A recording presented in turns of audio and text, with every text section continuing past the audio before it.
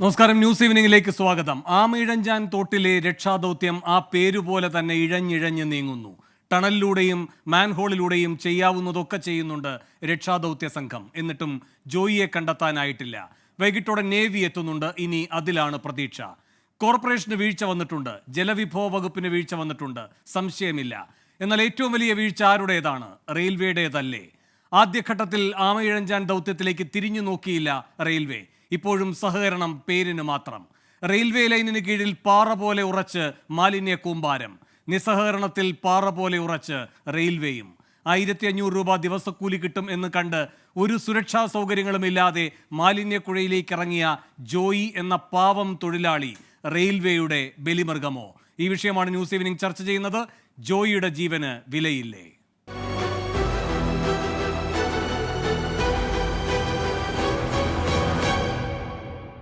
ഈ വിഷയമാണ് news evening വിശദമായി ചർച്ച ചെയ്യുന്നത്. ജോയിയുടെ ജീവന് വിലയില്ലേ എന്നാണ് ന്യൂസ് ഈവനിംഗ് ചർച്ച ചെയ്യുന്നത്. ഈ വിഷയത്തിൽ പ്രതികരിക്കാൻ CPM-ന്റെ കൗൺസിലർ ഗായത്രി ബാബു, ആരോഗ്യ സ്റ്റാൻഡിംഗ് കമ്മിറ്റി ചെയർപേഴ്സൺ കൂടിയാണ് അവർ.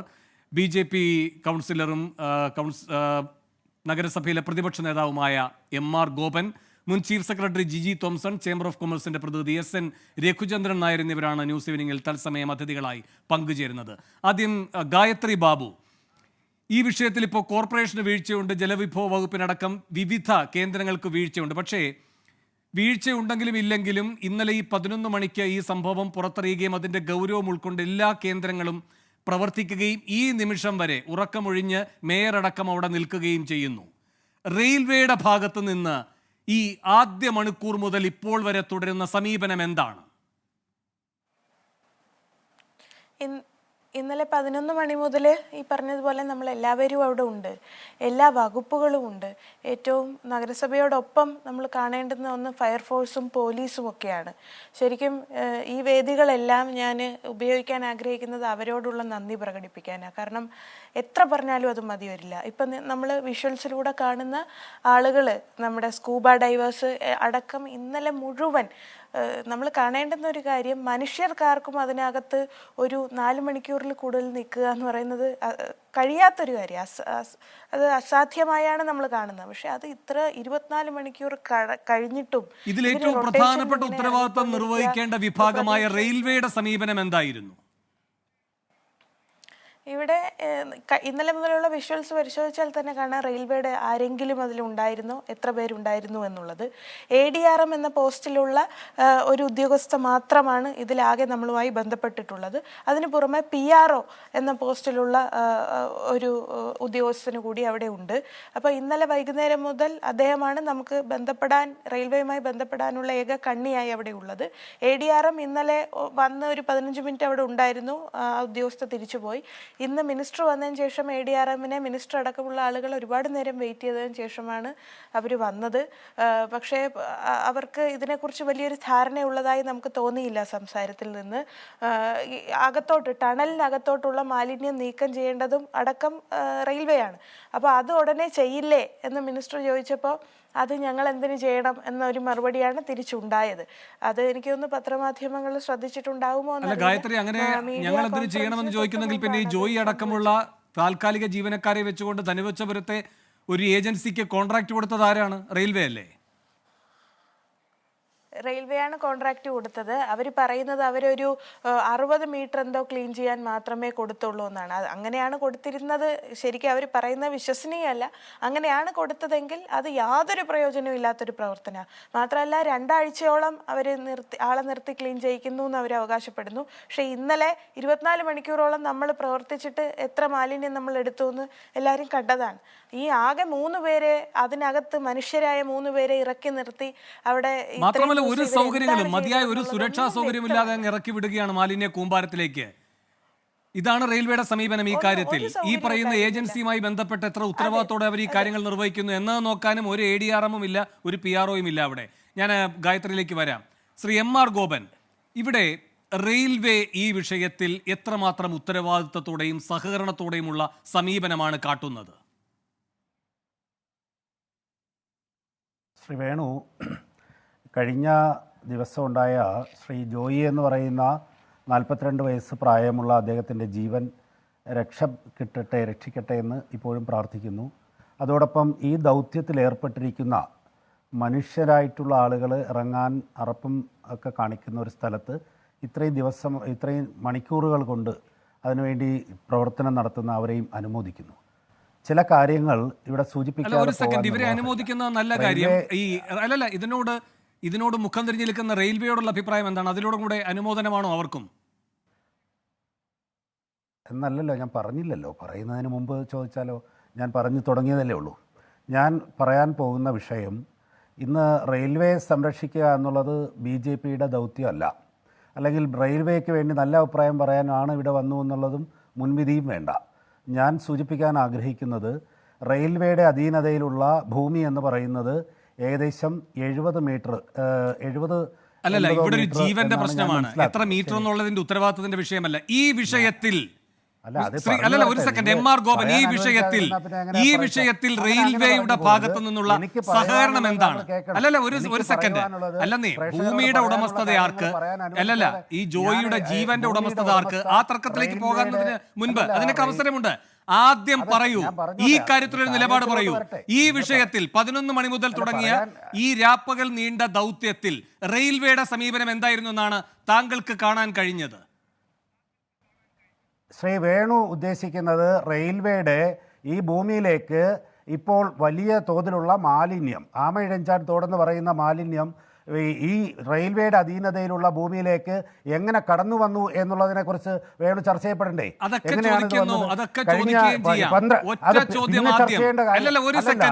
ഒറ്റ ചോദ്യം, ഈ ദൗത്യത്തിൽ റെയിൽവേ എങ്ങനെ സഹകരിക്കുന്നു?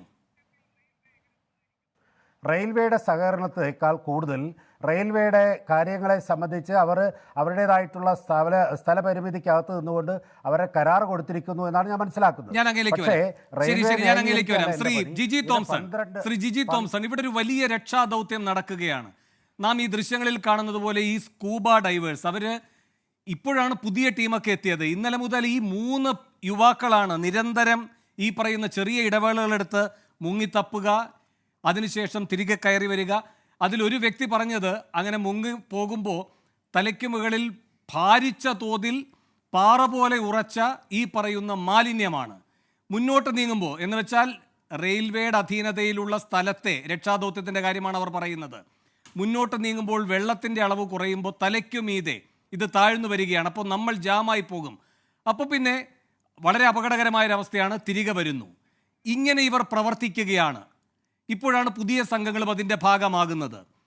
ടണലിലേക്കൊന്നും ഇറങ്ങണ്ടെന്നേ, ഇതിൻ്റെ കൂടെ നിന്നുകൊണ്ട് എത്രമാത്രം തുറന്ന സമീപനം റെയിൽവേ പുലർത്തുന്നുണ്ട് ഈ മണിക്കൂറുകൾ മുഴുവൻ പിന്നിടുമ്പോൾ താങ്കളുടെ നിരീക്ഷണത്തിൽ?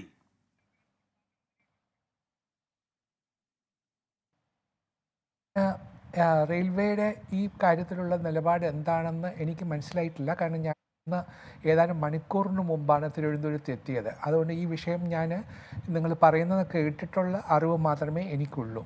എന്നാൽ എനിക്കൊരു കാര്യം പറയാനുള്ളത്, 2015 ഇതുപോലെ ഒരു പ്രശ്നമുണ്ടായി. അന്ന് ഞങ്ങൾ ഓപ്പറേഷൻ അനന്തയുടെ ഭാഗമായിട്ട് ക്ലീനിങ് ഓപ്പറേഷൻ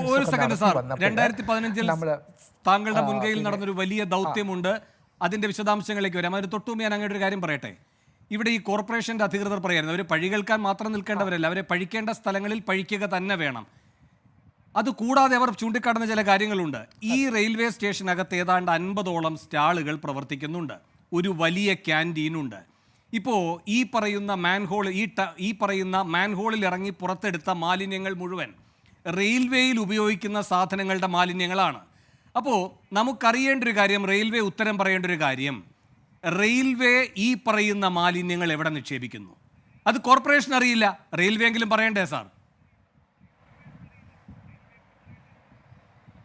ഇല്ല, റെയിൽവേയിൽ ഈ പറഞ്ഞ മാതിരിയുള്ള പിന്നെ മിനറൽ വാട്ടർ ബോട്ടിൽസും അതുപോലെയുള്ള സാധനങ്ങളും അതൊക്കെ ഡിസ്പോസ് ചെയ്യാനുള്ള അവർക്കുള്ള ഒരു മാർഗമുണ്ട്. അത് അവർ ഉപയോഗിക്കുന്നില്ല എന്ന് വേണം ഈ പറഞ്ഞതിൽ നിന്നും മനസ്സിലാക്കാൻ. പക്ഷേ അതുകൊണ്ട് മാത്രം ഇത്രമാത്രം മാലിന്യങ്ങൾ അവിടെ കൂടുമോ? ഞാൻ കണ്ടിട്ടുള്ളതാണ്, ഇവിടെ നമ്മുടെ നഗരത്തിൻ്റെ നാനാഭാഗങ്ങളിൽ നിന്നും ഒഴുകിയെത്തുന്ന ഓടകളിൽ, തോടുകളിൽ എന്തുമാത്രം മാലിന്യങ്ങളാണ് ഒഴുകിയെത്തുന്നത്. ഈ മാലിന്യങ്ങളെല്ലാം വന്ന് ഞാൻ പറഞ്ഞത് ഈ മോസ്ക് ലൈനിൽ കൂടെ പോയി അത് നമ്മുടെ KSRTC ബസ് സ്റ്റേഷൻ്റെ സമീപത്തോട് പോയി പിന്നെ കോഫി ഹൗസ് കഴിഞ്ഞ് അത് റോഡ് ക്രോസ് ചെയ്ത് ഈ റെയിൽവേ സ്റ്റേഷൻ്റെ അടിയിലുള്ള ഓടയിൽ കൂടെ പോവുകയാണ്. അപ്പോൾ അവിടെ വരുമ്പോൾ അവിടെയാണ് ഏറ്റവും വലിയ ബോട്ടിൽ നെക്ക് ഉള്ളത്. കാരണം റെയിൽവേ റെയിൽവേയുടെ പ്രോപ്പർട്ടിയിൽ കയറാനായിട്ട് അവർ സമ്മതിക്കില്ല. അവർ പറയുന്നത് ഞങ്ങളുടെ പ്രോപ്പർട്ടിയാണ്, ഇവിടെ സെക്യൂരിറ്റി കൺസേൺസ് ഉണ്ട് എന്നൊക്കെ പറയും. അപ്പോൾ അങ്ങനെ വരുമ്പോൾ എന്താ ക്ലീൻ ചെയ്യണ്ടേ? അപ്പോൾ അവർ ക്ലീൻ ചെയ്യുന്നില്ലെങ്കിൽ ഇപ്പം നമുക്കിപ്പോൾ അവരെയും ഇവരെയും കോർപ്പറേഷനെയും റെയിൽവേയും കുറ്റപ്പെടുത്തിക്കൊണ്ട് നമ്മൾ പറയണ്ട. നമ്മൾ ഈ പ്രശ്നം എങ്ങനെ പരിഹരിക്കാമെന്ന് മാത്രം നമ്മൾ പോസിറ്റീവായിട്ട് നോക്കിയാൽ മതി എന്നാണ് എൻ്റെ അഭിപ്രായം. ശരിയാണ്, അത് ശരിയാണ്. പക്ഷേ ഇപ്പോൾ വി കെ പ്രശാന്തിനെ പോലെ ഒരു ജനപ്രതിനിധി പറയുമായിരുന്നു, അദ്ദേഹം അവിടെ മേയറായിരിക്കുന്ന ഘട്ടത്തിൽ ഇതുപോലെ തന്നെ ആരോഗ്യ വിഭാഗം, കോർപ്പറേഷന്റെ ആരോഗ്യ വിഭാഗം ഈ റെയിൽവേയിൽ ഈ മാലിന്യവുമായി ബന്ധപ്പെട്ട് അതിന്റെ നീക്കത്തിനുള്ള നടപടികളുമായി വന്നു. ആ ഘട്ടത്തിൽ ഇവർ നിസ്സഹകരിച്ചു എന്ന് മാത്രമല്ല ശ്രീ ജിജി തോംസൺ, ആ ആരോഗ്യ വിഭാഗവുമായി ബന്ധപ്പെട്ട് അവിടെ പരിശോധനയ്ക്ക് വന്നവർക്കെതിരെ നിയമ നടപടിയെടുത്തു. ഇപ്പോഴും കേസും പൊല്ലാപ്പുമായി അത് തുടരുകയാണ് എന്നാണ് പറയുന്നത്. എനിക്ക് അങ്ങനെ ഒരു അനുഭവം ഇല്ല. അപ്പോൾ എനിക്ക് എൻ്റെ അനുഭവത്തിൻ്റെ വെളിച്ചത്തിലല്ലേ പറയാൻ പറ്റുള്ളൂ. 2015 ഇതേപോലെ റെയിൽവേ ആദ്യം ഞങ്ങൾ അവിടെ ക്ലീൻ ചെയ്യാൻ ചെല്ലുമ്പോൾ അവർ തടസ്സം ഉന്നയിച്ചു. അന്ന് തടസ്സം ഉന്നയിച്ചപ്പോൾ ഞാൻ അവരോട് തട്ടിക്കയറി. അവസാനം ഞാൻ പറഞ്ഞു, ഇല്ല ഞാൻ നിങ്ങളുടെ മേലധികാരിയെ അറിയിക്കുമെന്ന് പറഞ്ഞ് ഞാൻ തന്നെ നേരിട്ട് റെയിൽവേ ബോർഡ് ചെയർമാനെ ഫോണിൽ വിളിച്ചിട്ട് ഇതിൻ്റെ സീരിയസ്നെസ് പറഞ്ഞു. അപ്പോൾ പറഞ്ഞു, ഇതിനകത്ത് ഓണർഷിപ്പിൻ്റെ തർക്കമല്ല, ഇവിടെ എനിക്ക് പ്രശ്നം പരിഹരിച്ചേ പറ്റുള്ളൂ. ഈ മാലിന്യങ്ങൾ മുഴുവനും വന്ന് നിങ്ങളുടെ സ്റ്റേഷൻ്റെ അടിയിൽ വന്ന് കെട്ടിക്കിടക്കുകയാണ്. അത് മാറ്റാൻ നിങ്ങൾ തയ്യാറല്ലെങ്കിൽ ഞാൻ റെഡി, ഞാൻ ചെയ്യാൻ തയ്യാറാണ്. കാരണം എന്നെ സംബന്ധിച്ച് ജനങ്ങളുടെ ക്ഷേമമാണ് ഏറ്റവും പ്രധാനപ്പെട്ട കാര്യം. അതിന് ഞങ്ങൾക്ക് ഇന്ത്യൻ ഗവൺമെൻറ് പാസ്സാക്കിയിട്ടുള്ള ഡിസാസ്റ്റർ മാനേജ്മെൻറ്റ് ആക്ട് അനുസരിച്ച് സ്റ്റേറ്റിൻ്റെ ചുമതല ചീഫ് മിനിസ്റ്ററാണ് അതിൻ്റെ ചെയർമാൻ. അതിൻ്റെ ചീഫ് എക്സിക്യൂട്ടീവ് എന്ന് പറയുന്നത് ചീഫ് സെക്രട്ടറിയാണ്. ജില്ലയിൽ അത് ജില്ലാ കളക്ടറാണ്. അപ്പോൾ ഈ ആക്ട് അനുസരിച്ച് എന്തെങ്കിലും ഡിസാസ്റ്റർ ഉണ്ടായതിനു ശേഷം ചെയ്യാനല്ല ഈ ആക്ട് ഉണ്ടാക്കിയിരിക്കുന്നത്. ഡിസാസ്റ്റർ ഉണ്ടാകുമെന്ന് നമുക്ക് മുന്നറിയിപ്പ് കിട്ടുകയാണെങ്കിൽ, സാധ്യതയുണ്ട് തോന്നുകയാണെങ്കിൽ അത് പ്രിവെൻറ്റ് ചെയ്യാനുള്ള നടപടി എടുക്കാനാണ് ഈ ആക്ട് ഉണ്ടാക്കിയിരിക്കുന്നത്. അപ്പോൾ ഇവിടെ ഒരു വലിയ ഡിസാസ്റ്റർ ഉണ്ടാകാൻ പോകുന്നു എന്ന് ഞാൻ കാണുന്നു. അതുകൊണ്ട് എനിക്ക് ഈ നടപടി എടുത്തേ മതിയാവുള്ളൂ. അപ്പോൾ അന്ന് റെയിൽവേ ബോർഡ് ചെയർമാൻ അതന്നെ അംഗീകരിച്ചു. അത് മാത്രമല്ല അന്ന് റെയിൽവേ വളരെയധികം കോപ്പറേറ്റ് ചെയ്യുകയും ചെയ്തു. ഇപ്പോഴെന്ത് സംഭവിച്ചു എന്ന് എനിക്ക് അറിഞ്ഞുകൂടാ. ഇവരുടെ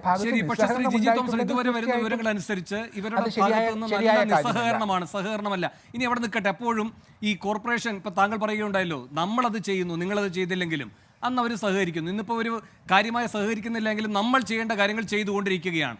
പക്ഷെ അപ്പോഴും ഉള്ളത് കഠിനമായൊരു രക്ഷാദൗത്യമാണ്. നമുക്ക് എത്രമാത്രം മുന്നേറാൻ കഴിയും? പ്രത്യേകിച്ച് ഇത്രയും മണിക്കൂറുകൾ നീണ്ട ഈ പരിശോധനയിൽ നിന്ന് ഓരോ ഘട്ടത്തിൽ നിരാശയോടെ ഈ പറയുന്ന സ്കൂബ ഡൈവേഴ്സ് വന്ന് പറയുന്ന ഒറ്റ കാര്യമേ ഉള്ളൂ, മുന്നോട്ട് ഭേദിച്ചു പോകാൻ കഴിയാത്ത അത്രയും വലിയ മാലിന്യ തടസ്സവും കൂമ്പാരവുമാണ് അവിടെയെന്ന്. എങ്ങനെ മുന്നോട്ട് പോകാൻ കഴിയും? ഇല്ല വേണു, ഈ പറയുന്ന ഇത്രയും വലിയ മാലിന്യ കൂമ്പാരം പിന്നെ റെയിൽവേയുടെ മാത്രം കോൺട്രിബ്യൂഷനാണോ? ഇത് ബാക്കി ഭാഗങ്ങളിൽ നിന്നെല്ലാം ഒഴുകിയെത്തുന്ന മാലിന്യം പിന്നെ എങ്ങോട്ടാണ് പോകുന്നത്?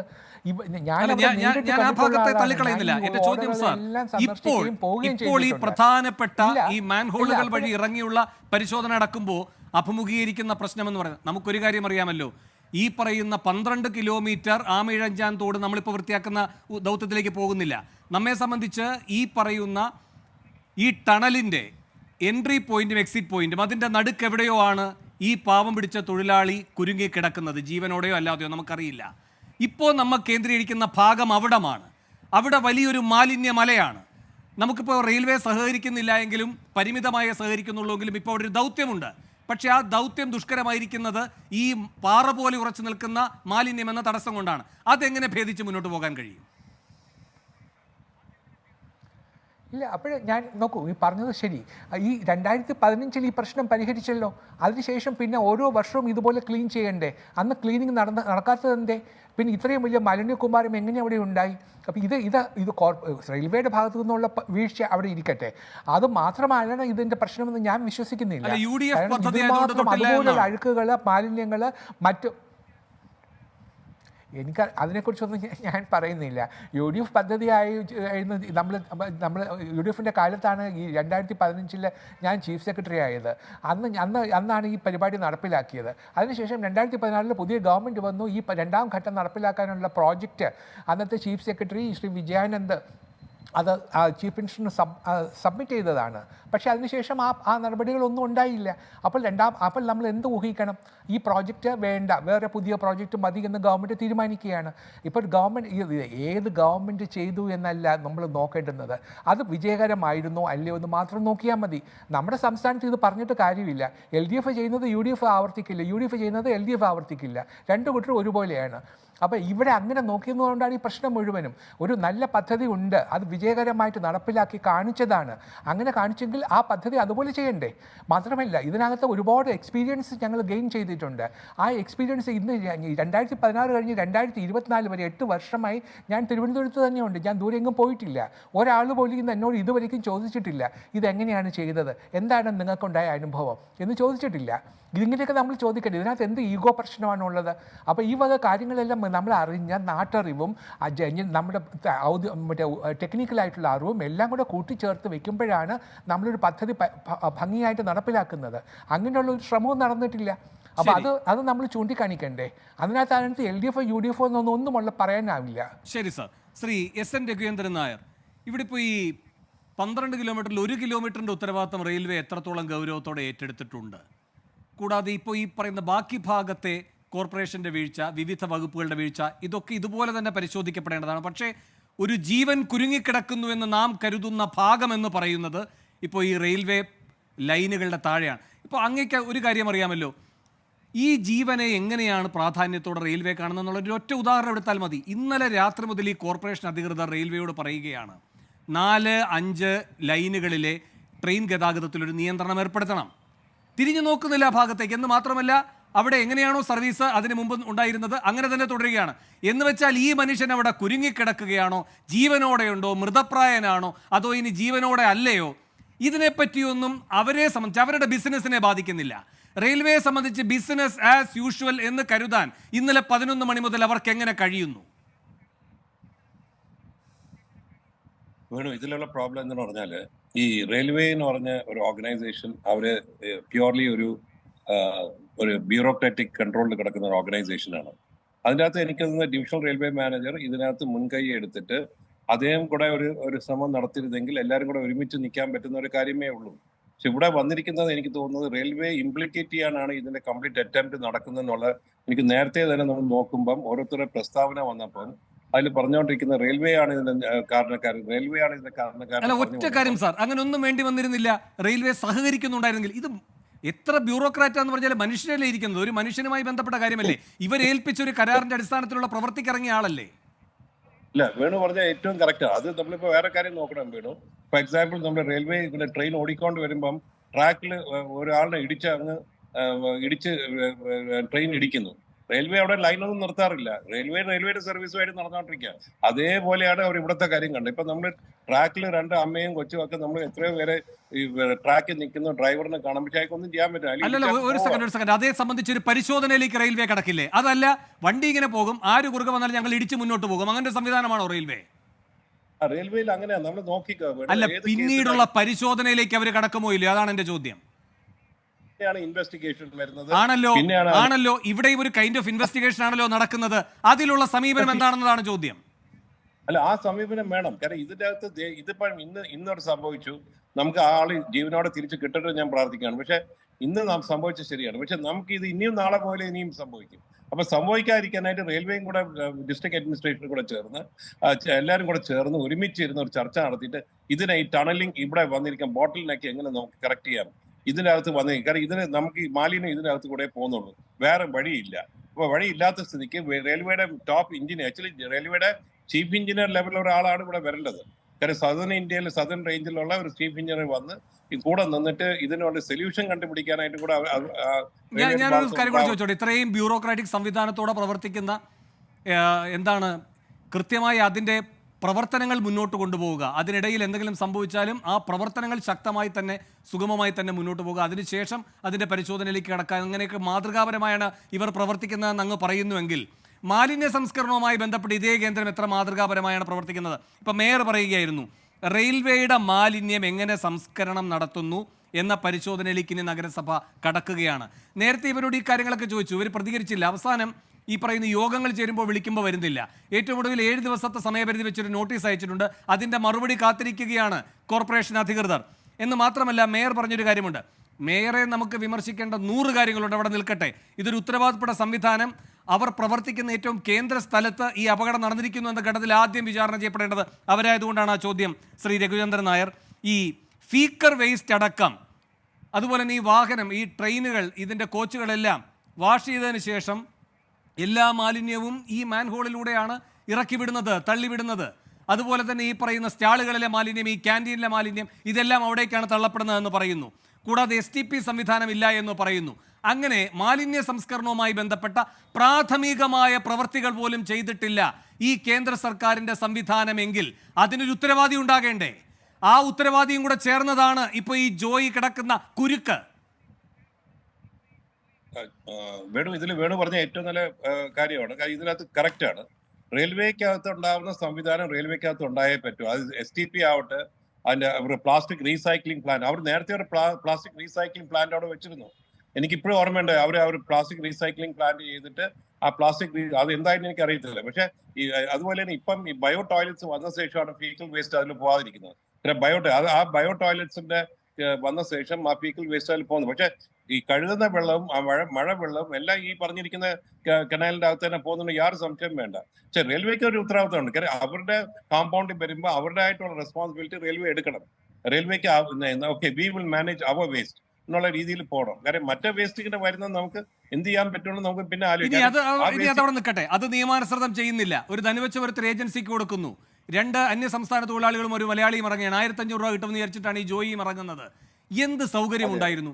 നമ്മളവിടെ ആ തൊഴിലാളികൾ പറഞ്ഞ എന്താണ്, ഒരു കയറിട്ട് കൊടുത്തു, അതിൽ പിടിക്കാൻ പറ്റാതെ പോയപ്പോൾ അങ്ങ് ഒഴുക്കിലേക്ക് അങ്ങ് പെട്ടുപോയി എന്ന്. അപ്പോൾ ഒരു കയറുമായിട്ടാണ് ഇവർ ഇറങ്ങിയിരിക്കുന്നത് ഇത്രയും വലിയ മാലിന്യ കൂമ്പാരം മാറ്റാൻ. നമ്മൾ എന്തൊക്കെ സംവിധാനം ഏർപ്പെടുത്തിയിട്ടാണ് ഇപ്പോൾ അവിടുന്ന് ആ മാലിന്യം ഇറക്കി മാറ്റിയത്? 40 ലോഡാണ് മാലിന്യം അവിടെ നിന്ന് മാറ്റിയിരിക്കുന്നത്, അല്ലേ? അപ്പോൾ എന്തൊക്കെ സംവിധാനങ്ങൾ, യന്ത്ര സംവിധാനങ്ങൾ ഉപയോഗിച്ചുകൊണ്ടാണ് അവിടെ ആ മാലിന്യ നിർമ്മാർജ്ജനം നടത്തേണ്ട സാഹചര്യം വന്നത്? അവിടെയാണ് ഒരു കയറും കൊടുത്ത് 3 പേരെ ഇറക്കി വിട്ടിരിക്കുന്നത് റെയിൽവേ. ഇതിന് പറ്റിയിരിക്കുന്നത് അല്ല സാറേ, അവിടെ ബ്യൂറോക്രാറ്റിക് സംവിധാനം ഒന്നുമില്ലേ ഇതിന്റെ സുരക്ഷ പരിശോധിക്കാൻ? വേണം അതിൽ പറഞ്ഞിരിക്കുന്നത് ഇവർ ഔട്ട്സോഴ്സ് ചെയ്തിരിക്കുക. ഈ ഔട്ട്സോഴ്സ് ചെയ്യുമ്പോൾ എന്തുവാകാമെന്നാണോ? കയർ കൊടുത്തിറക്കാമെന്നാണോ ആളുകളെ? ഔട്ട്സോഴ്സ് ചെയ്യുമ്പോൾ ആ ഏജൻസിക്ക് കമ്പീറ്റൻസ് ഉണ്ടോ, കേപ്പബിലിറ്റി ഉണ്ടോ, അതിന് മെഷീനറി ഉണ്ടോ എന്നുള്ള കാര്യം പരിശോധിച്ചിട്ട് വേണം ഔട്ട്സോഴ്സ് ചെയ്യാൻ. കാരണം ഇത് ഒരു വെരി വെരി ഡെലിക്കേറ്റ് വർക്കാണ്. കാരണം ഇതിന്റെ സ്കാവെഞ്ചിങ് വർക്കിന് തുല്യമായിട്ടുള്ള ഒരു വർക്കാണ് ഈ പറഞ്ഞിരിക്കുന്ന ആൾക്കാർ ചെയ്യുന്നത്. അത്രയും മോശമായിട്ടുള്ള വർക്കാണ്. അപ്പൊ അതിനായിട്ടുള്ള ഫെസിലിറ്റി ഉണ്ടോ, അതിനായിട്ടുള്ള ടെക്നിക്കൽ ആയിട്ടുള്ള സൊല്യൂഷൻസ് ഉണ്ടോ, അങ്ങനെ ടെക്നിക്കൽ പ്രോബ്ലം ഉണ്ടെങ്കിൽ അത് എങ്ങനെ ഹാൻഡിൽ ചെയ്യണം കൂടെ അവർ പരിശോധിച്ചിട്ട് വേണം ഇത് ഒരു ഔട്ട്സോഴ്സിംഗ് ഏജൻസി. ശരി, ഇതിലൊക്കെ അടിസ്ഥാനപരമായി വേണ്ടത്, ഇങ്ങനൊരു കാര്യം നടക്കുമ്പോൾ പ്രാഥമികമായി വേണ്ടത് ഉത്തരവാദിത്വത്തോടെ അതിൽ എത്രമാത്രം സഹകരിക്കാൻ കഴിയുമെന്ന ചിന്ത പോലും ഈ റെയിൽവേക്കില്ല എന്നതാണ് തെളിഞ്ഞിരിക്കുന്നത്. ആ കാര്യത്തിൽ അവർ വിചാരണ ചെയ്യപ്പെടേണ്ടത് തന്നെയാണ്. അതിപ്പോൾ ഈ മണിക്കൂറിലല്ല, അടുത്ത മണിക്കൂറിലാണ് എന്ന് പറയുന്ന ഒരു ഗോൾഡൻ അവറും കൊടുക്കേണ്ട കാര്യമില്ല. ഗായത്രി ബാബു, ഇവിടെ ജിജി തോംസൺ സാർ ചൂണ്ടിക്കാട്ടിയ കാര്യമുണ്ട്. 2015 ഓപ്പറേഷൻ അനന്ത, അത് ചീഫ് സെക്രട്ടറി എന്ന നിലയിൽ ആ സാഹചര്യം മുന്നിൽ കണ്ടുകൊണ്ട് ക്രിയാത്മകമായി ഇടപെടുകയായിരുന്നു അന്ന് അദ്ദേഹം ചെയ്തത്. അദ്ദേഹം ആ സംഭവം കൂടെ പറയുകയുണ്ടായി ചില മാധ്യമങ്ങളോട്. ഇന്നത്തെ പ്രത്യേക സാഹചര്യത്തിൽ അദ്ദേഹം PTP നഗർ വഴി ഔദ്യോഗിക വാഹനത്തിൽ പോയിക്കൊണ്ടിരിക്കുമ്പോൾ യാത്രാ തടസ്സം. ഞാനൊരു കാര്യം ചെയ്യാം, അത് ശ്രീ ജിജി തോംസൺ തന്നെ അത് പറയട്ടെ. സർ, ആ ഘട്ടം എന്തുകൊണ്ടാണ് ഈ ഓപ്പറേഷൻ അനന്തയിലേക്ക് പോകാനുള്ള ആ പ്രത്യേകമായ സാഹചര്യമെന്ന് താങ്കളൊന്ന് പറയാമോ? ഇല്ല, ഞാൻ ചീഫ് സെക്രട്ടറി ആയിട്ട് ചാർജ് എടുത്തത് 2015 അന്ന് ഒരു ദിവസം പെട്ടെന്നൊരു ഫ്ലാഷ് ഫ്ലഡ് ഉണ്ടായി. ഞാൻ കൊച്ചാർ റോഡിൽ കൂടെ കാർ ഓടിച്ചുകൊണ്ട് പോകുമ്പോഴാണ് ഈ ഫ്ലാഷ് ഫ്ലഡ് ഉണ്ടായത്. അപ്പോൾ കുറച്ച് കഴിഞ്ഞപ്പോൾ ഞങ്ങൾക്ക് മുന്നോട്ട് പോകാൻ നിവൃത്തിയില്ലാതെ വന്നു. അപ്പോൾ ഡ്രൈവർ അത് PTP നഗറിലേക്ക് പോകാം, ഉയർന്ന സ്ഥലമായിട്ട് അങ്ങോട്ട് പോകാമെന്ന് പറഞ്ഞ് ഞങ്ങൾ ബന്ധപ്പെട്ട വണ്ടി തിരിച്ചുകൊണ്ടിരിക്കുമ്പോൾ കിഴക്കേക്കോട്ടയിൽ ബസ് സ്റ്റാൻഡിൽ നിന്ന് ഒരു മനുഷ്യൻ എന്നെ ഫോൺ ചെയ്യുന്നു. അപ്പോൾ ഫോൺ ചെയ്തപ്പോൾ അദ്ദേഹം പറഞ്ഞു, ഞാനിങ്ങനെ കിഴക്കേക്കോട്ടയിൽ ബസ് സ്റ്റാൻഡിൽ നിൽക്കുകയാണ്, കഴുത്തറ്റം വെള്ളമാണ്, ഇവിടെ മാമേധ്യം ഒഴുകി നടക്കുന്നു, ചത്ത എലികൾ ഒഴുകി നടക്കുന്നു, പാറ്റ കൂട്ടമായിട്ട് വന്ന് ആക്രമിക്കുന്നു. സാറേ, ഇത് എന്ത് ജീവിതമാണ്? ഇതൊക്കെ ഇതിനൊക്കെയാണോ നിങ്ങളെയൊക്കെ അവിടെ ഇരുത്തിയിരിക്കുന്നത് എന്ന് പറഞ്ഞ് എന്നോട് മുഷിഞ്ഞ് സംസാരിച്ചു. അപ്പം ഞാൻ പറഞ്ഞു, നോക്കൂ, ഞാൻ ചീഫ് സെക്രട്ടറി ആയിട്ട് അധികം നാളായില്ല, അപ്പോൾ എന്നോട് നിങ്ങളിങ്ങനെ കയർക്കുന്നത് എന്തിനാണ്? അപ്പോൾ പറഞ്ഞു, സാറേ ക്ഷമിക്കണം, വിഷമം കൊണ്ട് പറഞ്ഞു പോയതാണ്, സാർ എന്തെങ്കിലും ചെയ്യുമെന്ന് ഞാൻ പ്രതീക്ഷിക്കുന്നു എന്ന് പറഞ്ഞു. ഇന്ന് വരെ എനിക്ക് ഈ മനുഷ്യൻ ആരാണെന്ന് പോലും എനിക്കറിയില്ല. ഞാൻ അന്ന് കേട്ടപാടെ സെക്രട്ടേറിയറ്റിൽ ചെന്നിട്ട് അന്നത്തെ പ്രോഗ്രാം മുഴുവൻ ക്യാൻസൽ ചെയ്ത് എല്ലാ ഉദ്യോഗസ്ഥന്മാരെയും വിളിച്ച് എൻ്റെ കൂടെ വരാൻ പറഞ്ഞ് ഞങ്ങൾ ഈ പറഞ്ഞ സ്ഥലത്തെല്ലാം പോയി നോക്കി. അപ്പോൾ കണ്ട കാഴ്ച എന്താണ്, മോഡൽ സ്കൂളിൻ്റെ താഴെ തമ്പാനൂർ മോഡൽ സ്കൂളിൻ്റെ താഴെയുള്ള ഭാഗത്ത് നിന്ന് ഹൈസിന്ത് ഹോട്ടലിൻ്റെ പെരലിൽ കൂടി പോകുന്ന ഓട മുഴുവനും പരിശോധിച്ചപ്പോൾ അവിടെയുള്ള പല പത്രസ്ഥാപനങ്ങളുടെ പോലും പിന്നെ പുറകിലുള്ള എന്താണ് അവിടെ റോൾസൊക്കെ വയ്ക്കുന്നതും സാധനങ്ങളും എല്ലാം അതിൻ്റെ തൂണുകൾ ഞങ്ങളുടെ തോട്ടിലാണ് വെച്ചിരിക്കുന്നത്. അതെല്ലാം കഴിഞ്ഞ് അവിടെ മോസ്ക് ലൈനിൽ വന്നു. മോസ്ക് ലൈൻ വഴി ബാക്കിയുള്ള സ്ഥലങ്ങളെല്ലാം പോകുമ്പോഴേ ഇഷ്ടംപോലെ കയ്യേറ്റങ്ങളുണ്ടായി. ഇതെല്ലാം അന്ന് PRDയെ കൊണ്ട് റെക്കോർഡ് ചെയ്യിപ്പിച്ച് വീഡിയോ റെക്കോർഡ് ചെയ്ത് പിറ്റേ ദിവസം ക്യാബിനറ്റ് കൂടുന്ന ദിവസമായിരുന്നു. രാവിലെ ക്യാബിനറ്റ് കൂടുമ്പോൾ ചീഫ് മിനിസ്റ്ററോട് ഞാൻ പറഞ്ഞു, സർ ക്യാബിനറ്റ് അഡ്രസ്സ് ചെയ്യുന്നതിന് മുമ്പ് എൻ്റെ ഒരു 10 മിനിറ്റ് എനിക്ക് തരണം, എനിക്ക് പ്രധാനപ്പെട്ട ഒരു കാര്യം കാണിച്ചു തരാനുണ്ട്. അപ്പോൾ എല്ലാവരും സമ്മതിച്ചു. അപ്പോൾ അത് കാണിച്ചു കൊടുത്തപ്പോൾ മന്ത്രിമാർ എന്നെ പറഞ്ഞു, ഇത് എവിടെയാണ്, കേരളത്തിലോ, ഇത് ഒരിക്കലും സംഭവിക്കില്ല എന്ന് പറഞ്ഞു. അപ്പോൾ ഞാൻ പറഞ്ഞു, അതാണ് പ്രശ്നം, നമ്മുടെ മൂക്കിന് താഴെ നടക്കുന്ന കാര്യങ്ങൾ പോലും നമ്മൾ അറിയുന്നില്ല. ഇത് ഇവിടെ തൊട്ടടുത്തായാണ്. ഇവിടെ SS കോവിൽ റോഡ് എന്ന് പറയുന്നത് സെക്രട്ടേറിയറ്റിൽ നിന്ന് ഒരു കല്ലെടുത്ത് എറിഞ്ഞാൽ അവിടെ വീഴുന്ന സ്ഥലമാണ്. അവിടെ എല്ലാം ഉള്ള കയ്യേറ്റങ്ങളാണ് കാണിച്ചത്. അപ്പോൾ പറഞ്ഞു, ഇത് മാറ്റുന്നത് അന്യായമാണ് എന്ന് പറഞ്ഞു. അപ്പോൾ അതിന് വേണ്ട നടപടികൾ എടുക്കണം. അപ്പോൾ ആരും നടപടികൾ എടുക്കും? അപ്പോൾ കുഞ്ഞാലിക്കുട്ടി സാറ് പറഞ്ഞു, അത് ചീഫ് സെക്രട്ടറി എന്നെ എടുക്കണം. അപ്പോൾ ഞാൻ പറഞ്ഞു, ഇത് എൻ്റെ ജോലിയല്ല. ചീഫ് സെക്രട്ടറി എന്നുള്ള നിലയ്ക്ക് എനിക്കിതൊന്നും ചെയ്യേണ്ട കാര്യമില്ല. എനിക്ക് എൻ്റെ മുറിയിലിരുന്ന് എനിക്ക് ഉത്തരവുകൾ പാസ്സാക്കിയാൽ മതി. ഉദ്യോഗസ്ഥന്മാരെ കൊണ്ട് പണിയെടുപ്പിക്കുന്നതാണ് എൻ്റെ ജോലി. പക്ഷേ ഇത് ഇന്നത്തെ അവസ്ഥയിൽ ഇത് ഞാൻ തന്നെ പോയി ചെയ്യണമെന്ന് എല്ലാവരും നിർബന്ധിക്കുകയാണെങ്കിൽ ഞാൻ പോകാൻ തയ്യാറാണ്. പക്ഷേ ഇതിനകത്ത് ഒരു മിനിസ്റ്ററും ഇൻ്റർഫിയർ ചെയ്യാൻ പാടില്ല. ആരെങ്കിലും അങ്ങനെ ഇൻ്റർഫിയർ ചെയ്യുകയാണെങ്കിൽ ആ പകുതി വഴി വെച്ച് ഞാൻ പണി ഉപേക്ഷിക്കും. അത് ഞാൻ പരസ്യമായിട്ട് പറയുകയും ചെയ്യും എന്ന് പറഞ്ഞ് ഒരു ത്രട്ടനിങ് തന്നെ നടത്തിയതിന് ശേഷമാണ് ഞാൻ ആ ജോലി ഏറ്റെടുത്തത്. പിന്നെ ഉദ്യോഗസ്ഥന്മാരെ എല്ലാം വിളിച്ചു കൂട്ടിക്കൊണ്ടുപോയി. കുറച്ചു മുമ്പ് വേണു പറഞ്ഞില്ലേ, മേയർ ഇപ്പോൾ വിളിക്കുമ്പം റെയിൽവേ സ്റ്റേഷനിൽ നിന്ന് റെയിൽവേ അതോറിറ്റീസും മീറ്റിങ്ങിന് വരുന്നില്ല. അവരിപ്പോൾ നാളെ നിങ്ങൾ എങ്ങനെയാണ് അവിടുത്തെ വേസ്റ്റ് ഡിസ്പോസ് ചെയ്യുന്നതെന്ന് ഞങ്ങളെ അറിയിക്കണമെന്ന് പറഞ്ഞാൽ അവർ റെസ്പോണ്ട് ചെയ്യുമെന്ന് ഞാൻ വിചാരിക്കുന്നില്ല. കാരണം റെയിൽവേ ഇവരെക്കാളുമൊക്കെ വലിയ ആൾക്കാരാണ്. അപ്പോൾ ഇവരെയൊക്കെ മര്യാദയ്ക്ക് നിർത്തണം എന്നുണ്ടെങ്കിൽ പാവം മേയറിനെ കൊണ്ട് സാധിക്കില്ല. ഗായത്രി ബാബു, അതാണ് ഒരു ഫോൺ കോൾ, ഒരു സാധാരണക്കാരൻ്റെ ഒരു ഫോൺ കോൾ, അതിൽ നിന്നാണ് ഓപ്പറേഷൻ അനന്തയുടെ തുടക്കം. അപ്പോൾ നാം ചീഫ് സെക്രട്ടറിയോടാണ് കടപ്പെട്ടിരിക്കുന്നതെങ്കിലും ചീഫ് സെക്രട്ടറിക്ക് പോലും ഇപ്പോഴും ഇന്നുവരെ കണ്ടിട്ടില്ലാത്ത ആ ഒരു വ്യക്തി ഉണ്ടല്ലോ, അയാളോടാണ് നാം എല്ലാവരും കടപ്പെട്ടിരിക്കുന്നത്, അല്ലേ? കാരണം ആര് പറയുന്നു എന്നതല്ല, എന്തു പറയുന്നു, ഏത് സാഹചര്യം എന്നതാണ് പ്രധാനം. അതിനോടങ്ങനെ പ്രതികരിക്കുന്നു ഒരു ചീഫ് സെക്രട്ടറി ആയാലും അന്നത്തെ മന്ത്രിസഭയായാലും ഒക്കെ. ഇവിടെ ശ്രീ ജിജി തോമസൺ പറഞ്ഞൊരു കാര്യമുണ്ട്, 2015 കഴിഞ്ഞപ്പോൾ പിന്നെ ഓപ്പറേഷൻ അനന്ത അനന്തമായി തുടരുകയല്ല ചെയ്തത്, അനന്തമായി നീട്ടിക്കൊണ്ടുപോവുകയോ നിർത്തലാക്കുകയോ ആണ് ചെയ്തത്. എന്താണ് ആ കാര്യത്തിനകത്തൊരു അഭിമാനക്ഷതം തോന്നുന്നത് പിണറായി സർക്കാരിന്? ഈ പറയുന്ന ഇവരാരെയൊക്കെയാണോ അവിടെ നിന്ന് ഒഴിപ്പിച്ചത് ഈ സർക്കാർ പുറംപോക്കിൽ, അവിടേക്കെല്ലാം ഒഴിപ്പിക്കപ്പെട്ടവരായാൽ തിരികെ വന്നു, മറ്റു കൂട്ടർ തിരികെ വന്നു, ഇതൊക്കെ അവിടെ ഉണ്ടായിട്ടുണ്ട്. ഇതൊന്നും കോർപ്പറേഷൻ കാണാതിരിക്കുകയാണോ? ഓപ്പറേഷൻ അനന്തയെ സംബന്ധിച്ച് ഏറ്റവും നന്നായി അറിയുന്ന ആളുള്ള ഒരു വേദിയിൽ ഔദ്യോഗികപരമായി അതിനെക്കുറിച്ച് പറയാൻ ഞാൻ ആളല്ല. പക്ഷേ നമ്മൾ കാണേണ്ടുന്ന ഒരു കാര്യം, ഒരുപാട് കാര്യങ്ങളിൽ നമ്മൾ പറയുന്ന തരത്തിലുള്ള നേരിട്ടുള്ള എൻഫോഴ്സ്മെൻറ്റുകൾ എത്ര പ്രായോഗിക അത് നമ്മൾ പരിശോധിക്കേണ്ടുന്ന ഒന്നാണ്. ഒന്ന്, ഇപ്പോൾ സർക്കാരുകളുടെ കേന്ദ്ര സർക്കാരിൻ്റെയും കേരള സർക്കാരിൻ്റെയുമായിട്ടുള്ള വിവിധ ഭവന പദ്ധതികളുണ്ട്. അതിൽ നമുക്ക് പല ആളുകൾക്ക് നമ്മൾ വീട് നിർമ്മിച്ച് നൽകുന്നുണ്ട്. പക്ഷെ അപേക്ഷകർക്ക് എല്ലാവർക്കും അത് നൽകാൻ കഴിഞ്ഞിട്ടുണ്ടോ എന്ന് ചോദിച്ചാൽ ഇല്ല. എന്തുകൊണ്ട് എന്ന് ചോദിച്ചാൽ നമ്മുടെ സ്ഥലപരിമിതി. ശ്രീ ജിജി തോംസണിലൂടെ ചീഫ് സെക്രട്ടറിമാരുടെ കുലം അവസാനിച്ചില്ല. അതിനുശേഷം ഇതിന്റെ തുടർച്ച ആവശ്യപ്പെട്ടുകൊണ്ട് SM വിജയാനന്ദ് സാറ് റിപ്പോർട്ട് കൊടുത്തു. അതിനോട് മുഖം തിരിച്ചത് മുഖ്യമന്ത്രി പിണറായി വിജയനാണ്. ഇപ്പോഴും ഈ പറഞ്ഞ ജിജി തോംസൺ ആവർത്തിക്കുന്നൊരു കാര്യമുണ്ട്, മേയർ കൂട്ടിയാൽ കൂടില്ല, കോർപ്പറേഷൻ കൂട്ടിയാൽ കൂടില്ല. ചീഫ് സെക്രട്ടറി എന്ന് പറഞ്ഞിട്ട് വേണുവിടെ ഇരിപ്പുണ്ടല്ലോ. ഡിസാസ്റ്റർ മാനേജ്മെന്റ് എന്നിട്ടുള്ള ശക്തമായൊരു വകുപ്പും ഒരു അധികാരവും ഉണ്ടല്ലോ. അതിന്റെ അടിസ്ഥാനത്തിൽ പ്രവർത്തിക്കുകയാണെങ്കിൽ റെയിൽവേയൊക്കെ അവിടെ വന്ന് നിന്ന് ഇതിനോട് സഹകരിക്കും. എന്തേ അതിലേക്ക് മുതിരുന്നില്ല? അപ്പോൾ റെയിൽവേ ഇപ്പോൾ പഴിക്കുക, അതിൻ്റെ അടിസ്ഥാനത്തിൽ തൽക്കാലം രക്ഷപ്പെടുക, ബാക്കിയുള്ള എന്തൊക്കെയാണോ കുഴപ്പക്കാർ അവർക്കൊക്കെ പരിരക്ഷ നൽകുക, ഇതല്ലേ സംഭവിക്കുന്നത്? നമ്മൾ അങ്ങനെ അടച്ചാക്ഷേപിക്കുന്നത് ശരിയല്ല എന്നൊരു അഭിപ്രായമാണ് എനിക്കുള്ളത്. ഒന്ന്, ചീഫ് സെക്രട്ടറി വി വേണുവിനെ സംബന്ധിച്ചൊന്നും പറയാൻ ഞാനാളല്ല. അദ്ദേഹം കൃത്യമായി അദ്ദേഹത്തിന്റെ ജോലി ചെയ്യുകയും ഇടപെടുകയും ചെയ്യുന്ന ഒരാളായിട്ടാണ് നമ്മളെല്ലാവരും അല്ലല്ല, ഇവിടെ വളരെ ലളിതമാണ്. ഈ പറയുന്ന ദുരന്ത നിവാരണ നിയമപ്രകാരം കാര്യങ്ങൾ ഏറ്റെടുത്ത് ചെയ്യാനുള്ള ഘട്ടമാണ്. റെയിൽവേ ഒരു കാര്യം ചെയ്യുന്നില്ല എന്ന് നമ്മൾ വിമർശിക്കുന്ന പോലെ ഡോക്ടർ വി വേണു ചെയ്യേണ്ട കാര്യം ചെയ്യുന്നില്ല. അതാണ് ഇപ്പോഴത്തെ സാഹചര്യം. അതാണ് ഈ അനിശ്ചിതാവസ്ഥ ഉണ്ടാക്കുന്നെങ്കിൽ അത് തന്നെ ചൂണ്ടിക്കാട്ടപ്പെടണം. ഇതില് ഇപ്പൊ അല്ലല്ല, ഞാൻ പറഞ്ഞത് താങ്കളുടെ ഒരു കൗൺസിലർ മാത്രമാണ് വി വേണു ഉദ്യോഗസ്ഥ മേധാവിയാണ്, അങ്ങനെ കരുതണ്ട. കാരണം ഒരു ഉദ്യോഗസ്ഥ മേധാവിയെ കൊണ്ട് പ്രവർത്തിപ്പിച്ചത് ശ്രീ ജിജി തോമസൺ പറഞ്ഞതുപോലെ അദ്ദേഹം ഇന്ന് വരെ കണ്ടിട്ടില്ലാത്ത ഒരു വ്യക്തിയാണ്. അയാൾ പറഞ്ഞ ഒരു പൊതു താല്പര്യവുമായി ബന്ധപ്പെട്ട ഒരു നിർദ്ദേശമാണ്. നമ്മൾ കാണേണ്ടത് ഇന്നലെ രാവിലെ 11 മണി മുതൽ ബഹുമാനപ്പെട്ട ജില്ലാ കളക്ടർ ഈ സ്ഥലത്തുണ്ട് എന്നതാണ്. ഡിസാസ്റ്റർ മാനേജ്മെന്റിന്റെ തിരുവനന്തപുരത്തെ തലവനായി നിൽക്കുന്നത് ജില്ലാ കളക്ടറാണ് എന്നാണ് ഞാൻ മനസ്സിലാക്കുന്നത്. അദ്ദേഹം ഇതുവരെ ഞങ്ങൾ എത്രമാത്രം അവിടെ ഇടപെട്ടിട്ടുണ്ടോ അത്രയും തന്നെ, അല്ലെങ്കിൽ ഒരുപക്ഷെ അതിനേക്കാൾ കൂടുതൽ ഇടപെടൽ നടത്തിയിട്ടുള്ള ഒരു ആള് ഇവിടുത്തെ ജില്ലാ കളക്ടറാണ്. അദ്ദേഹം അങ്ങനെ ചെയ്യുന്നത് അദ്ദേഹത്തിന്റെ മേലുദ്യോഗസ്ഥരുടെ നിർദ്ദേശവും കൂടി കൊണ്ടാണ് എന്നാണ് ഞാൻ മനസ്സിലാക്കുന്നത്. ശ്രീ ജിജി തോമസൺ പറഞ്ഞു കേട്ടില്ലേ, ഞാൻ ഈ കാര്യങ്ങൾ ചെയ്യാം പക്ഷേ ഇടപെടരുത് എന്ന്. അപ്പോൾ പല ഇടപെടലുകൾ, അതിന്റെ ഭാഗമായി സംരക്ഷിക്കപ്പെടേണ്ട പല ഇടപാടുകൾ ഒക്കെ ഉണ്ടാകുമായിരിക്കും. അതുകൊണ്ട് ഇതൊന്നും യാദൃച്ഛികമല്ല, ഒരു കളക്ടറിലേക്ക് മാത്രമായി ഉത്തരവാദിത്തങ്ങൾ ചുരുങ്ങും. ഞാൻ അങ്ങനെയൊക്കെ വരാം.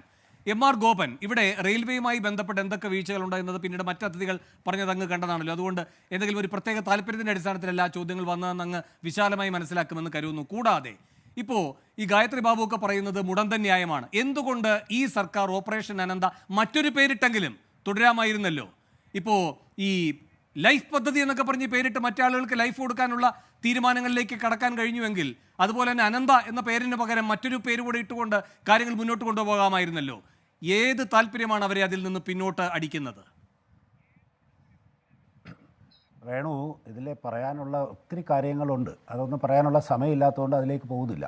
ഈ ഓപ്പറേഷൻ അനന്ത ഏത് സർക്കാർ കൊണ്ടുവന്നാലും നമ്മുടെ നാട്ടിലെ ജനങ്ങൾക്ക് പ്രയോജനകരമായിട്ടുള്ള ഏത് കാര്യം കൊണ്ടുവന്നാലും രണ്ട് കൈ നീട്ടി സ്വീകരിക്കുന്ന സ്വഭാവമുള്ള ഒരു കൗൺസിൽ അംഗമെന്ന നിലയ്ക്കാണ് ഞാൻ സംസാരിക്കുന്നത്.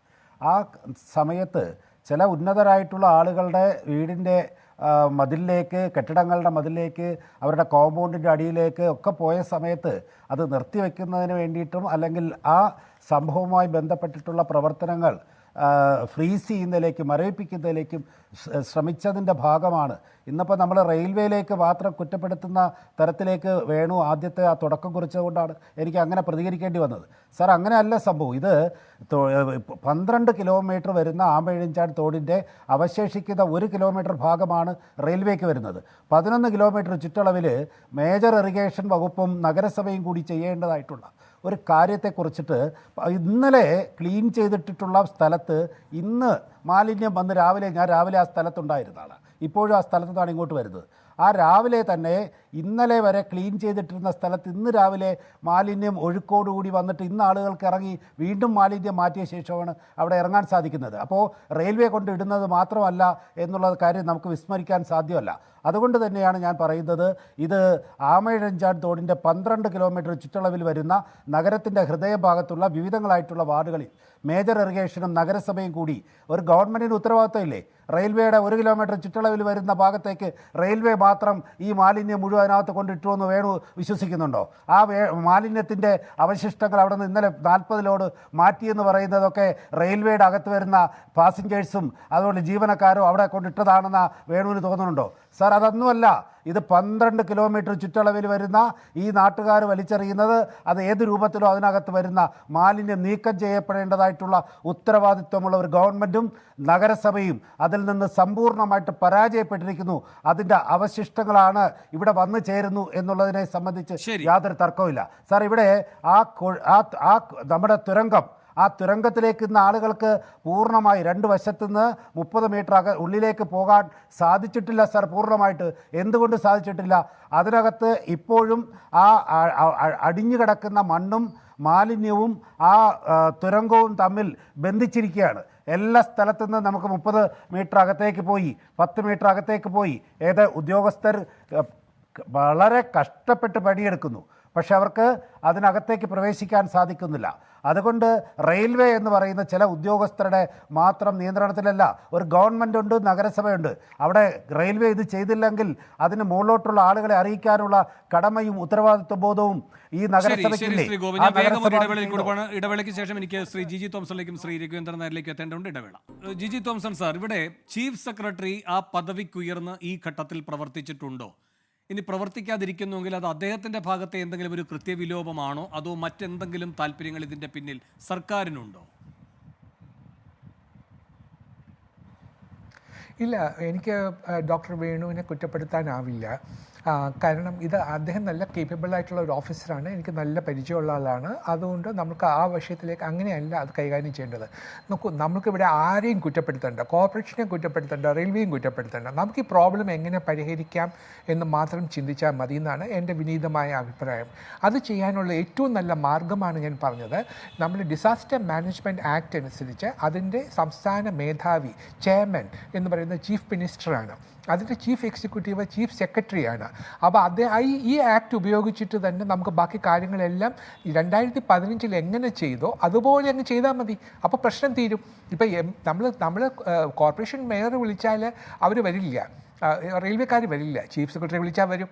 അപ്പോൾ ഈ വക കാര്യങ്ങൾ ഒരുപാട് ഡിപ്പാർട്ട്മെൻറ്റ്സ് ഇതിൽ ഇൻവോൾവ് ആണ്. റെയിൽവേ ഉണ്ട്, നാഷണൽ അതോറിറ്റി, നാഷണൽ ഹൈവേസ് ഉണ്ട്, പിന്നെ different departments, PWD, irrigation, electricity board, water authority, ഇങ്ങനെ കോർപ്പറേഷൻ എല്ലാവരും ഉണ്ട്. അപ്പോൾ ഇവരെ എല്ലാവരെയും നിയന്ത്രിക്കണമെങ്കിൽ, കോർഡിനേറ്റ് ചെയ്യണമെങ്കിൽ അത് ചീഫ് സെക്രട്ടറിക്കേ സാധിക്കുകയുള്ളൂ. അതുകൊണ്ട് അങ്ങനെ ഒരു സംവിധാനം ഉണ്ടാക്കി, അല്ലാതെ ഇവരെ കൊണ്ടൊന്നും. ഇപ്പം നമ്മൾ തിരുവനന്തപുരം നഗരത്തിലെ മുഴുവൻ തോടുകളിലും എന്തുമാത്രം മാലിന്യമുണ്ട്. എൻ്റെ വീടിൻ്റെ തൊട്ടപ്പുറത്താണ് രാമപുരം ലൈൻ. ആ ലൈനിൽ കൂടി ഒരു ഓട പോകുന്നുണ്ട്. പിന്നെ കൊടപ്പനക്കുന്നിൽ നിന്ന് വരുന്ന എല്ലാ മാലിന്യങ്ങളും ഈ തോടിൽ കൂടി ഒഴുകിയാണ് അത് TK ദിവാരൻ റോഡ് വഴി, കണ്ണമ്മൂല വഴി അത് പിന്നെ നിർദ്ദിഷ്ട സ്ഥലത്ത് എത്തുന്നത്. ഇപ്പോൾ ഈ തോടിൽ കൂടി പോകുന്ന അഴുക്കും മാലിന്യങ്ങളും ദിവസവും ഞാൻ കാണുന്ന ആളാണ് ഞാൻ. ഇത് മുഴുവൻ ഒഴുകി എത്തുന്നത് അവിടെ തന്നെയാണ്. ഇത് തന്നെയാണ് എല്ലായിടത്തെയും സ്ഥിതി.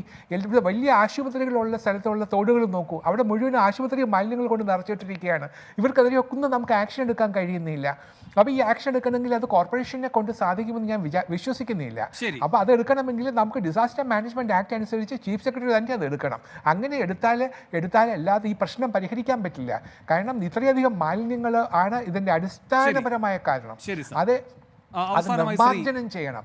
അവസാനമായി ശ്രീ എസ് എൻ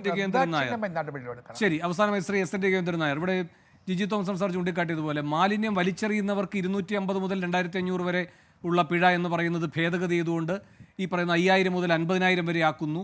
കുറ്റമേറ്റു പറഞ്ഞാൽ അപ്പോൾ തന്നെ പിഴ, കുറ്റമേറ്റു പറഞ്ഞില്ല എങ്കിൽ പിന്നെ കോടതിയിൽ പോയി വിചാരണ നേരിടണം. ഇങ്ങനെയൊക്കെയുള്ള പല ഭേദഗതികളൊക്കെ നമ്മളിവിടെ കൊണ്ടുവന്നു. പക്ഷേ അടിസ്ഥാനപരമായി അതാണോ പ്രശ്നം? ഇപ്പോൾ ഇവിടെ ശ്രീ ജിജി തോംസൺ തന്നെ ചൂണ്ടിക്കാട്ടിയതുപോലെ വൻകിട സ്ഥാപനങ്ങൾ, വൻകിട ആശുപത്രികൾ, ഇവരൊക്കെയാണ് അടിസ്ഥാനപരമായി ഈ പറയുന്ന ആമയിഴഞ്ചാൻ തോടിനെ ഒരു സൗകര്യമായി കണ്ടിരിക്കുന്നത്. അങ്ങനെ തന്നെ കൊണ്ടുപോയി മാലിന്യം തള്ളാൻ. അപ്പോൾ ഈ വൻകിടക്കാരെ മുഴുവൻ നിയന്ത്രിക്കാതെ ഇതിന് പരിഹാരമാകുമോ? ഓപ്പറേഷൻ അനന്ത ഈ സർക്കാർ വേണ്ട എന്ന് വെച്ച് ഓപ്പറേഷൻ ദുരന്ത പോലെ ഇത്തരം കാര്യങ്ങൾ ആവർത്തിക്കുന്ന സാഹചര്യം ഉണ്ടാക്കുന്നതിൻ്റെ ഭാഗമായി രക്ഷിക്കപ്പെടുന്നത് ആരാണ്? വേണു, ഇതിൻ്റെ അകത്ത് കൂടുതൽ നമ്മൾ കാണുന്നത് ഒരു ഈഗോ ഇഷ്യൂ ആണ്. കാരണം ഇത് ആർക്കാണ് ക്രെഡിറ്റ് എടുക്കേണ്ടത്? ഇവിടെ എല്ലാത്തിനും ആർക്ക് ക്രെഡിറ്റ് കിട്ടും എന്നുള്ള ഒരു തോന്നലാണ് എല്ലാ കാര്യത്തിനും. അത് ഇതിനല്ല, ഏത് കാര്യത്തിനും അവിടെ ഈഗോ ഇഷ്യൂസ് ആണ്. ഈഗോ മാറ്റി വെക്കുക. ആദ്യം ഇതിന്റെ റെസ്പോൺസിബിലിറ്റി ആരാണ്? നമ്മളെ പോലെ ആൾക്കാരാണ്. തിരുവനന്തപുരത്തെ നിവാസികളാണ് ഇന്നത്തെ സാഹചര്യം ഉണ്ടാക്കിയത്. അവരാണ് ഇതിന്റെ അകത്ത് റെസ്പോൺസിബിൾ പീപ്പിൾ. ആ ആൾക്കാർക്ക് നമുക്ക് പഠിത്തമുണ്ട്, വിവരമുണ്ട്. ഒരു വ്യക്തി വലിച്ചെറിയുന്ന മാലിന്യവും ശ്രീ ജിജി തോംസൺ ചൂണ്ടിക്കാട്ടിയതുപോലെ ഒരു ആശുപത്രിയുടെ മാലിന്യവും ഏതാണ് വലിയ നിയമലംഘനം? ആർക്കാണ് ഇതിന്റെ ഭാഗമായി ഈ സംരക്ഷണം കിട്ടുന്നത്? ഈ 1-2 പേര് വലിച്ചെറിയുന്നു എന്ന് പറയുന്ന കാര്യമെടുത്തങ്ങ് പർവ്വതീകരിച്ചുകൊണ്ട് നാം സംരക്ഷിക്കുന്നത് ഏത് കൂട്ടരെയാണ്? അവിടെയാണ് ഞാൻ പറഞ്ഞത് വേണു. ഇതിന്റെ അകത്ത് സാധാരണക്കാരൻ മുതൽ ഈ ഹോസ്പിറ്റൽ മുതൽ ഹോട്ടൽസ് മുതൽ എല്ലാ ഓർഗനൈസേഷൻസിനും ഇത് കംപ്ലീറ്റ് മോണിറ്ററിംഗ് സിസ്റ്റം. കോർപ്പറേഷന്റെ അകത്ത് ഒരു ലിമിറ്റേഷൻ ഉണ്ട്. അവർക്ക് ആൾക്കാർ കുറവാണ് മോണിറ്റർ ചെയ്യാൻ. പക്ഷെ ഇതിനൊരു ഡിസാസ്റ്റർ മാനേജ്മെന്റ് കീഴിൽ വന്നിട്ട് ഇത് നമ്മൾ തന്നെ പ്രോപ്പറായിട്ട് ഇത് മോണിറ്റർ ചെയ്ത് പോയാൽ തീർച്ചയായിട്ടും നമുക്ക് ഇതിനകത്ത് ആക്ഷൻ, ഇപ്പൊ നേരത്തെ വേണു പറഞ്ഞ പോലെ ഫൈൻ മാത്രം നിർത്തി ഫൈൻ അടിക്കും, അതിപ്പോഴത്തേക്ക് ഏതെങ്കിലും MLA വിളിക്കും അല്ലെങ്കിൽ കൗൺസിലർ വിളിക്കും, ഇത് എഴുതി തള്ളും. ഈ സിസ്റ്റം അല്ലാതെ നമ്മൾ ഇതിൻ്റെ അകത്ത് റെസ്പോൺസിബിലിറ്റി എടുത്താൽ മാത്രമേ കഴിയും. ഇപ്പൊ നമ്മൾ വേസ്റ്റ് മാനേജ്മെന്റ് ശുചിത്വ മിഷൻ മുതൽ എത്രയോ മിഷൻസ് ഇവിടെ ഉണ്ടാക്കി. എന്നിട്ട് ഇത്രയും വേസ്റ്റ് മാനേജ്മെന്റ് സിസ്റ്റംസ് വന്നിട്ട് പോലും ഇപ്പോഴും നമ്മളെ വേസ്റ്റ് മാനേജ് ചെയ്യാൻ നമ്മളെ കൊണ്ട് പറ്റുന്നില്ല. ആ വേസ്റ്റ് വന്നിരിക്കുന്നത് കോർപ്പറേറ്റ് ഹോസ്പിറ്റൽസ് പറയുന്നു ഇമേജ് വഴി അവിടെ വേസ്റ്റ് അവർ IMA വഴി മാറ്റുന്നു പറയുന്നു. ഹോട്ടൽസ് പറയുന്നു അവരെ വേസ്റ്റ് മധുരയിൽ കൊണ്ടുപോകുന്നു. ഇത് ആരാ മോണിറ്റർ ചെയ്യുന്നത്? അപ്പൊ മോണിറ്റർ ചെയ്യുന്ന കോർപ്പറേഷനിലെ 100 കൗൺസിലേഴ്സ് ഉണ്ട്. 100 കൗൺസിലേഴ്സിന് ഇതിനെപ്പറ്റി മോണിറ്റർ ചെയ്യാനുള്ള സംവിധാനം ഇല്ലേ? അവർക്ക് മോണിറ്റർ ചെയ്യാൻ അവർക്കറിയാലോ അവരുടെ കീഴിലുള്ള ഓർഗനൈസേഷൻ അവരെ പരിധി വരുന്ന ഒരു കാര്യം ഹോട്ടലോ ചോദിച്ചോട്ടെ, ഇതൊക്കെ യാദൃച്ഛ്യമാണെന്ന് കരുതുന്നുണ്ട് ഇത് പരിശോധിക്കപ്പെടാതെ പോകുന്നത്, അതോ ഈ പറയുന്ന വൻകിട ആശുപത്രികളടക്കമുള്ള വൻകിടക്കാർ ഈ ആശുപത്രിക്ക് പിന്നിലുള്ളത് ആശുപത്രി നടത്തുക എന്ന താല്പര്യം മാത്രം വെച്ചിട്ടുള്ളവരല്ലോ, വൻ തോക്കുകളുണ്ട് അല്ലെ? ഈ സംരംഭകർ അവരിൽ നിന്ന് കിട്ടേണ്ട സംഭാവന ഇതൊക്കെ ഇതിന് തടസ്സമാകുന്നുണ്ടോ? ഉണ്ട്. ഇത് എന്താന്ന് പറഞ്ഞാല് ഇതിനൊക്കെ എല്ലാത്തിനും ലൂപ്പ് ഹോൾസ് ആണ്. കാര്യം ഈ പറഞ്ഞിരിക്കുന്ന ഈ ഓർഗനൈസേഷൻസോ വലിയ ഹോട്ടലോ അല്ലെങ്കിൽ വലിയ വൻ തോക്കുകളോ ഒക്കെ അവരൊക്കെ നമ്മൾ ഇതിനെ പിടിക്കാതിരിക്കാനായിട്ട് അതിനായിട്ടുള്ള കൈമടക്ക് കൊടുക്കുക, ആ കൈമടക്ക് വാങ്ങിച്ച് മിണ്ടായിരിക്കുക. ഇതൊക്കെ ഇവിടുത്തെ സംവിധാനമാണ്. ഇതിനെ ഒന്നും നമുക്കൊരു സിവിൽ റെസ്പോൺസിബിലിറ്റി ഇല്ല. ശരി, അപ്പോ ഓണർഷിപ്പ് അല്ല, ഫീലിംഗ് ഈ പ്രതികരണത്തിൽ നിന്ന് ഒരു കാര്യം മനസ്സിലാകുന്നു, ആമിഴഞ്ചാൻ തോട് മാത്രമല്ല വൃത്തിയാക്കേണ്ടത് എന്ന്, ഭരണ സംവിധാനമാണ് ആത്യന്തികമായി വൃത്തിയാക്കപ്പെടേണ്ടതെന്ന്. വളരെയധികം നന്ദി. ഈ ചർച്ചയിൽ പങ്കെടുത്ത എല്ലാവർക്കും. ന്യൂസ് ഈവനിംഗിൽ ഈ ചർച്ചയുടെ ഘട്ടം അവസാനിക്കുകയാണ്. ഇടവേളയ്ക്ക് ശേഷം മറ്റു വാർത്തകളിലേക്ക്.